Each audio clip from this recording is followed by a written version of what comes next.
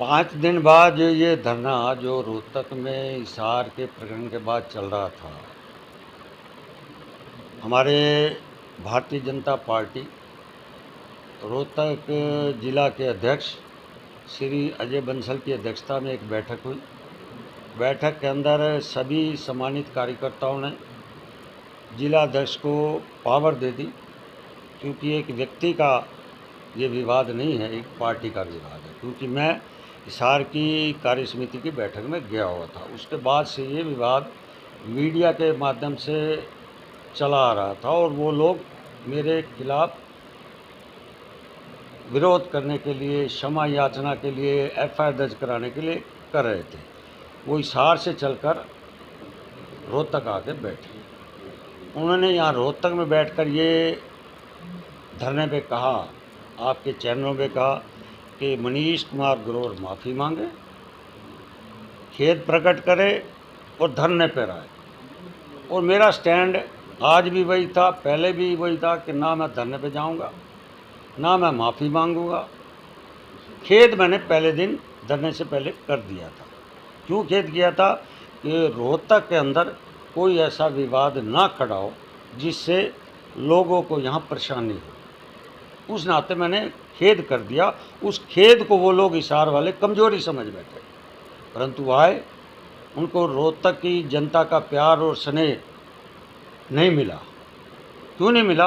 कि वो झूठा आरोप मेरे पे लगा रहे थे, वो मेरे पे झूठा आरोप लगा रहे थे। इसलिए रोहतक की जनता ने, मैं उनका रोहतक की जनता का विशेष तौर से जिला की जनता का धन्यवाद भी करता हूँ कि उन्होंने उनका साथ नहीं दिया।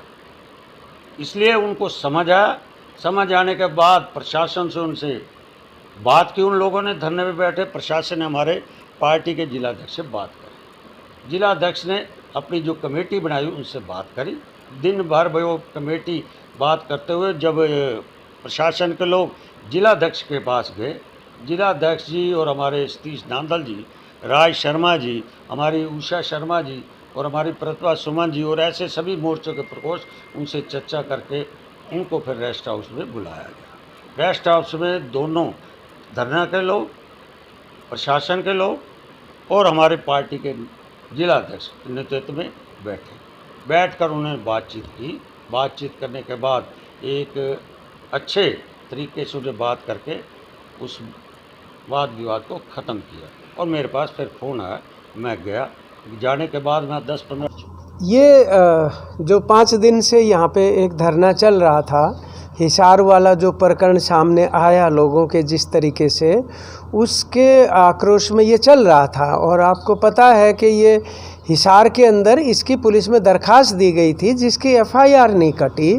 उसकी वजह से जिन लोगों ने हांसी के विधायक महोदय को देखा था तो वो उनके पास गए कि उनकी गाड़ी से इस प्रकार के कोई अशोभनीय अश्लील इशारे हुए। और जब उनसे वो मिलने गए तो उन्होंने कहा वो गाड़ी भी उनकी थी, मनीष ग्रोवर जी की, और मेरे साथ में वही बैठे हुए भी थे। तो उसके बाद ये सवाल आया है, ये कोई सीधे यहाँ पे नहीं आए हैं, जैसा कि कुछ लोगों ने ये भी कहा कि भाई क्या पता कोई व्यक्तिगत राजनीतिक विद्वेष में मतलब इस तरीके का किया होगा किसान आंदोलन वालों ने। ऐसा बिल्कुल भी नहीं। ऐसा होता तो वो शुरू में यहाँ नहीं आते क्या? और हम ये कह रहे थे कि ये केवल महिलाएं नहीं थी, बल्कि जो दूसरे भी प्रदर्शनकारी वहाँ मौजूद थे देखने वाले, उन्होंने भी वो देखा।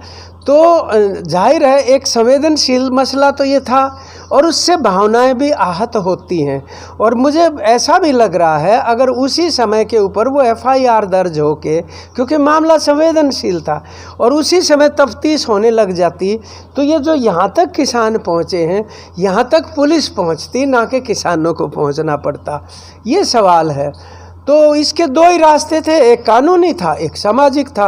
हमने दोनों खुले छोड़ रखे थे। या आप कानूनी तौर पे कर लो, एफआईआर दर्ज करके तफ्तीश करवाना शुरू कर दो, या सामाजिक रूप से आप इसका हस्तक्षेप करके और इसका निपटारा करवा दो।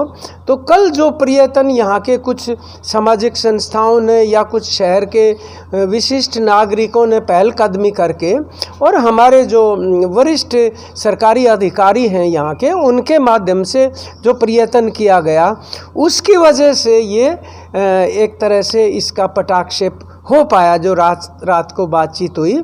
और उसके अंदर क्योंकि किसान नेताओं के अतिरिक्त और सारे संगठनों के अतिरिक्त बिल्कुल सर्वसम्मति से, और वो जो महिलाएं हिसार की यहाँ 5 दिन से वो यहीं पे सोती थी, और मैं आपको बताऊं उनमें से 75 साल की महिलाएं जो बहुत ही संकल्पित हैं, आप उनसे बात करेंगे हैरान रह जाएंगे। तो वो भी शामिल थी बातचीत के अंदर। और जब वहाँ पे उन्होंने वो बातचीत की और उन्होंने उनको जो है एक तरह से भाई चलो अच्छा, मैं तो समझता हूँ कि ये परिचय दिया उन्होंने कि उनके पैर छू के और ये किया, और उन्होंने फिर ये कहा कि भाई हम संतुष्ट हैं इस सारी बातचीत से, सभी यूनियनों ने ये निर्णय लिया।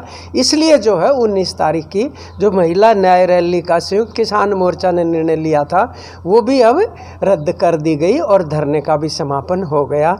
ये हमारे रोहतक शहर और पूरे हरियाणा के लिए अच्छी बात है, और किसान आंदोलन के लिए हमारा तो मसला बहुत बड़ा है ना। देखो आप 3 कानून और MSP की लड़ाई कितने 8 महीने हो गए।